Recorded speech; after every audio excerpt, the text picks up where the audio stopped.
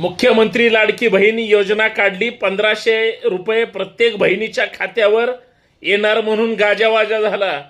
पण मुख्यमंत्री महोदय, काही बहिणी अशा आहेत ज्या बहिणींची बँकेची खाती नव्हती आणि कधी काळी त्यांच्याकडे जुनं खातं होतं, त्याला ते आधार कार्ड लिंक केलेलं होतं. बहिणींनी आता जरी नवीन अकाउंट काढलं तरी खाते पैसे त्या बंद पडलेल्या अकाउंटला गेलेत. एक संधी तुम्ही त्या ॲप्लिकेशनमध्ये अशी द्या, नारी शक्तिदूत ॲपमध्ये, की बहिणींना त्यांचं खातं बदलता येईल. नाहीतर तुमची ही योजना महाराष्ट्रातल्या 50% बहिणींसाठी लाभदायक ठरणार नाही.